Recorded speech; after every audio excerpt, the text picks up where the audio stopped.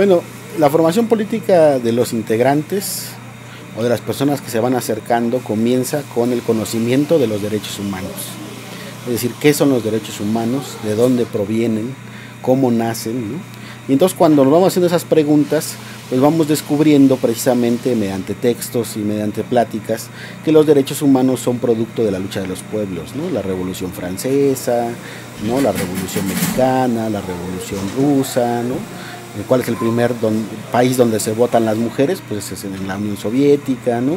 ¿Cuál es el país que reconoce en su constitución una serie de derechos fundamentales? Pues es México en la Constitución del 17 y es la Unión Soviética también, ¿no? Entonces vamos retomando toda esta historia para darle un fundamento a los derechos humanos desde el punto de vista histórico. Y entonces esa es la formación que reciben los compañeros de comité, es decir, a través de la historia cómo se han ido construyendo los derechos humanos y qué nos permite de esos derechos humanos actualmente fundamentados en la historia, cómo leemos actualmente la historia, ¿no? Y cómo leemos lo que está sucediendo en el momento, ¿no?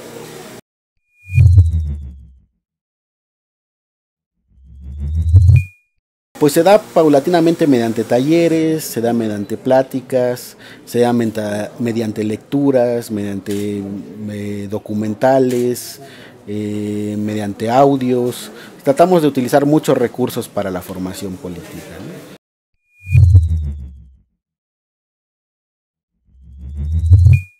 Sí, están estas dos escuelas que se da el primer semestre del año y el segundo semestre del año, y aparte hay otras instancias internas donde se hacen círculos de lectura o discusión de documentales o discusión de textos, ¿no? Pues se aborda desde conceptos muy básicos de qué es la historia, por qué la historia es importante, hasta conceptos ya más complejos, bueno, del capitalismo, qué implica el capital, ¿no? Toda esta subordinación de la vida cotidiana al capital, ¿no? Y todo este tipo de cosas ya más complejas que plantea pues, prácticamente el materialismo histórico, filosófico, el marxismo, como le quieran llamar, ¿no?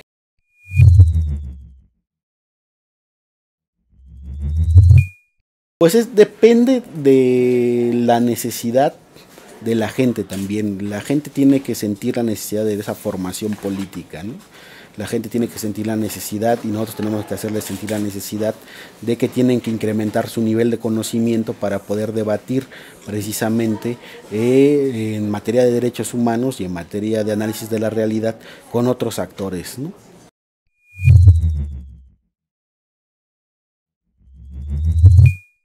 Sí, hay, como te iba diciendo, la primera entrada son los derechos humanos en general, ¿no? Entonces, para todos los colaboradores y todo, conforme van ellos adquiriendo mayor responsabilidad voluntariamente, pues se supone que el nivel de formación va aumentando, ¿no? Pues se va profundizando en qué es la sociedad en que vivimos, ¿no? Y la sociedad en que vivimos es el capitalismo, entonces, pues, ¿quién ha estudiado el capitalismo? ¿Quién ha estudiado este tipo de sociedad? ¿Y quién ha planteado alternativas ante este tipo de sociedad, ¿no? ¿Qué más abordan del capitalismo? Pues ahora sí que te lo resumiría en Marx, el capital, ¿no? Que ya es un resumen muy amplio, ¿no? Y cómo va impactando el capitalismo en la vida cotidiana de las personas, ¿no? Bien. Hablabas que esta es una primera entrada. ¿Después qué hay? Después ya viene la entrada, digamos, de los autores duros, que es Marx, Engels, ¿no? Que es los autores críticos propios de los derechos humanos, ¿no? Autores de izquierda, ¿no? Sobre la sociedad mexicana, analistas de la sociedad mexicana, analistas de la guerra sucia, del terrorismo de Estado, ¿no? Manuales de contrainsurgencia, ¿no? O sea, ya hay otro tipo de lecturas, ¿no? Y de documentales también que van viendo, ¿no? ¿Cómo cuáles? Pues no, desde el documental básico de eh, que te diré, desde la película si quieres del Che, la última que hizo Vinicio del Toro, hasta un documental sobre la guerra de Vietnam, los 100.000 días de la guerra de Vietnam, hasta un documental sobre Morelos, sobre Hidalgo, ¿no? Sobre Gertrudis Bocanegra, ¿no? Sobre Melchor Ocampo, ¿no? Que son los liberales mexicanos. Entonces se van dando esos documentales para que la gente vaya ampliando el conocimiento de la historia nacional, pero también el conocimiento de la historia universal, ¿no?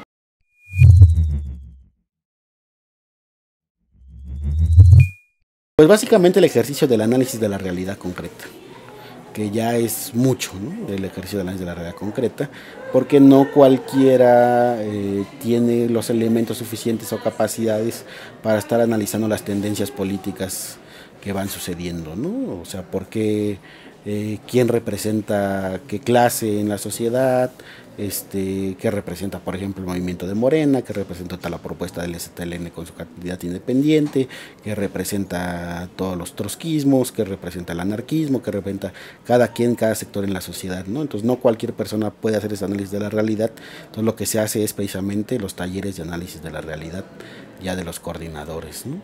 Que luego ni los académicos pueden hacer porque están en el topos uranus de la academia, ¿no?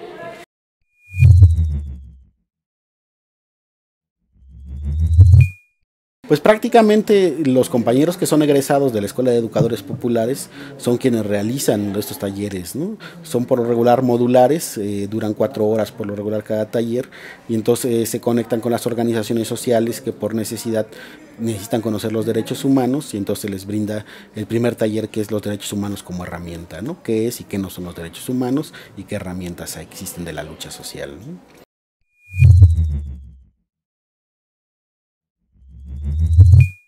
Pues de todo, exposiciones, lecturas, PowerPoints,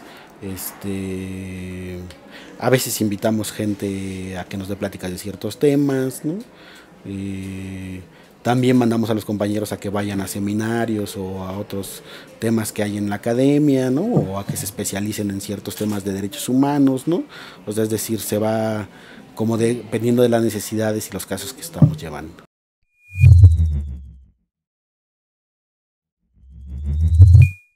Bueno, ahí no hay una disociación, sino prácticamente lo que es hay una traducción del lenguaje de derechos humanos a la cuestión política y de la cuestión política a los derechos humanos, ¿no? Entonces, cuando nosotros decimos que los derechos humanos son producto de la lucha de los pueblos, pues implica lo que implica, es decir, de una lucha de clases de los pueblos que ha habido durante varios siglos, ¿no? Y que se ha sido enarbolada por ciertos actores, ¿no? Y que ha habido contradicciones y debates entre otros actores, y en esos mismos sectores ha habido otros debates entre ellos. Pues sobre todo Marx, lo que es Engels, lo que es autores de historia de México, ¿no? Miguel Ángel Gallo, está Paco Ignacio Taibo II, está toda la elegía soviética que escribió sobre historia de México, por ejemplo, ¿no? Pero está Enrique Semo, Enrique Florescano, ¿no? Ya más recientes, Pedro Salmerón, ¿no? Toda esta parte de ¿qué más autores de historia de México? Pues digámoslo, con esos son suficientes para que se entretengan un rato ya de lectura, ¿no? Mucho utilizamos un material de formación de epistemología de los derechos humanos, se llama. Es un cuadernillo que hicieron en Colombia la Comisión Intereclesial de Justicia y Paz, básicamente jesuitas, y donde viene precisamente por qué se violan los derechos humanos, ¿no? ¿Quién viola derechos humanos y por qué los viola, ¿no? Entonces, teniendo claramente esos fundamentos, ya podemos entrar como al debate de quién y por qué viola derechos humanos, ¿no? Y qué es una violación de derechos humanos. Bueno, se lee este libro de Óscar Correas, ¿no? De los derechos humanos, la génesis de los derechos humanos,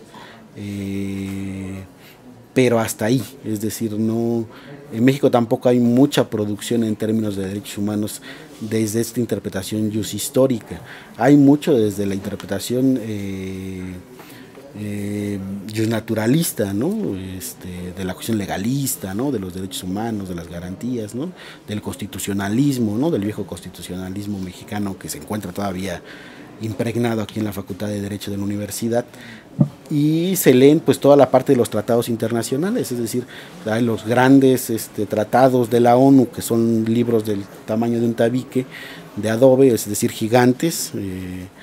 Pues todos esos tratados se leen, ¿no? ¿Qué implica el derecho a, por ejemplo, qué implica el derecho a la seguridad individual, ¿no? ¿Qué implica el derecho a la vida, ¿no? Y entonces pues son mamotretos de 300 páginas donde te explican que implica el derecho a la vida, ¿no? De acuerdo a los derechos humanos de la ONU, ¿no? Entonces todo eso se va leyendo también a la par para que tengan un conocimiento más pleno de los derechos humanos.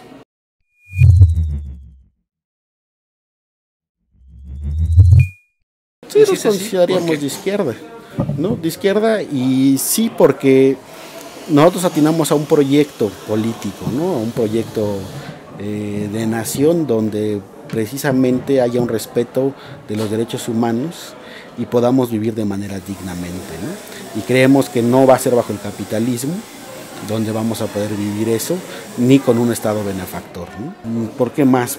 Pues por la vida que llevamos, ¿no? La forma de vivir, ¿no? Por la actitud ante la vida que se tiene, ¿no? Ante las relaciones sociales humanas, ¿no? Ante las demás organizaciones, ¿no? Ante las víctimas de violaciones de derechos humanos, ¿no? Por todo ese tipo de conjunto de cosas.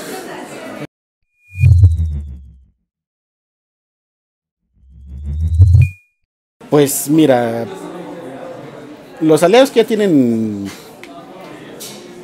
capacidades políticas saben que jugamos un papel dentro de todo el movimiento social, es decir, somos un engrane más en una maquinaria que es el movimiento social y por lo tanto respetan nuestro trabajo y todo. Los aliados que no tienen tanto desarrollo político, pues nos pueden ver únicamente como un instrumento, ¿no? O nos pueden ver únicamente como que somos moderados en nuestra lucha, ¿no? Que nos ponemos muchos límites, ¿no? O sea, depende del aliado y depende del nivel político y de comprensión que tenga de la realidad, ¿no? Nos van a definir.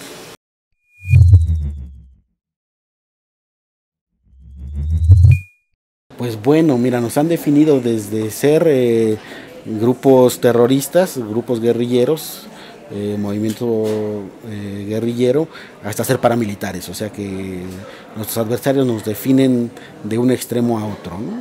Entonces, pues ahí es difícil atinar, depende de quién nos vaya definiendo del adversario, ¿no? ¿Alguna caracterización ideológica del adversario hacia ustedes? Sí, de rojos y comunistas, ¿no? ¿Por qué? Pues eso habría que preguntarle al Estado, porque yo creo que porque como leyeron muchos libros, como vieron que leíamos mucho en la cárcel de los rojos, creen que somos rojos, ¿no? ¿Y de los aliados, alguna caracterización política o de ideología política hacia ustedes? Pues de derechos humanos.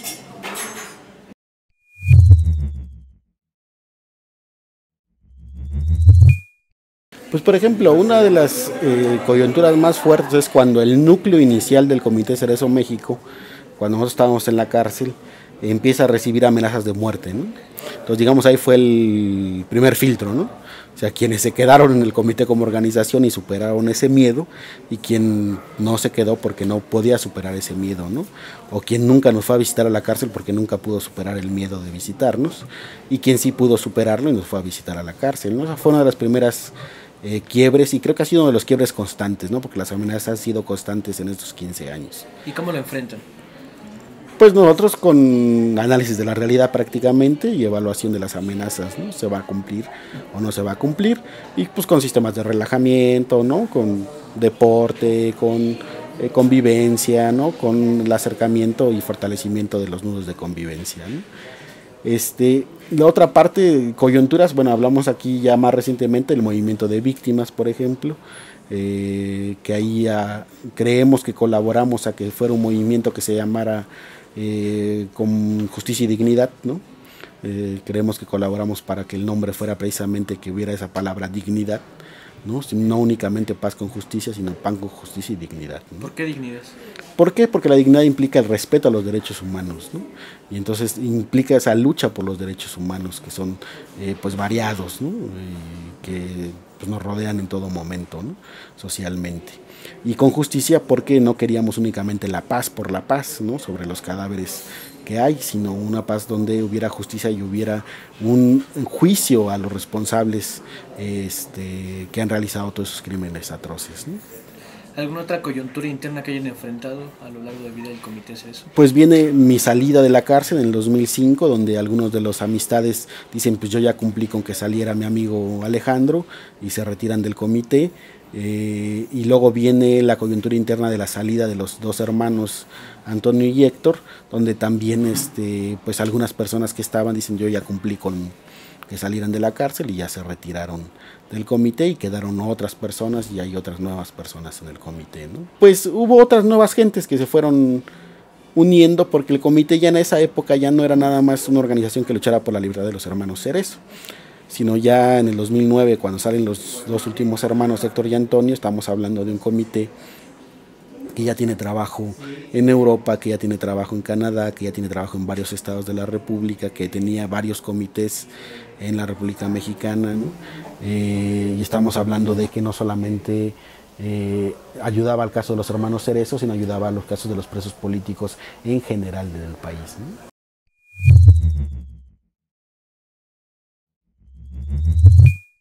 Pues viene esa del Movimiento de Paz con Justicia y Dignidad que te digo, viene el 132, ¿no? Que pues toda la chamacada ahí se junta contra Peña Nieto, ¿no? Y de ahí pues tratamos de, hoy algunos integrantes del comité son ex 132, por ejemplo, ¿no? Viene la otra coyuntura, después del 132, pues ya no ha habido más coyunturas más que Ayotzinapa de los 43, ¿no? Donde convocó a mucha gente, ¿no? Pero digamos que las coyunturas ya van consolidando también los equipos, en el sentido de que permanecen en la organización y no se retiran por el miedo que pudiera causarles pues los crímenes atroces que realiza el Estado, ¿no?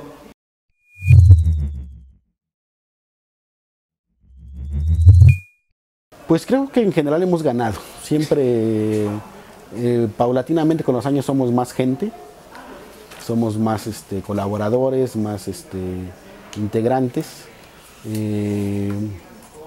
A lo mejor hemos perdido en la juventud de los integrantes, es decir, pasan los años y entonces son integrantes que se unen ya pues mayores de 25 años, ¿no?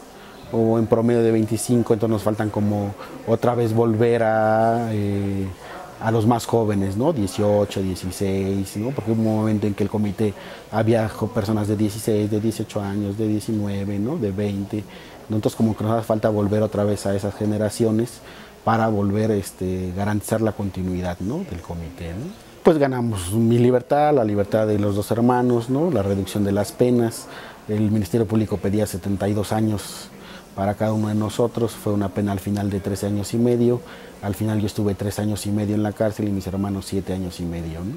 Entonces sí ganamos esa reducción de penas y ganamos pues toda esta parte ahora actualmente de reconocimiento como una organización que documenta muy bien las violaciones de derechos humanos, es decir, a nivel internacional y nacional nos reconocen por nuestro trabajo, más que por lo que podamos decir o decir, sino más bien por lo que hacemos, ¿no? De la documentación tan rigurosa que vamos realizando, ¿no?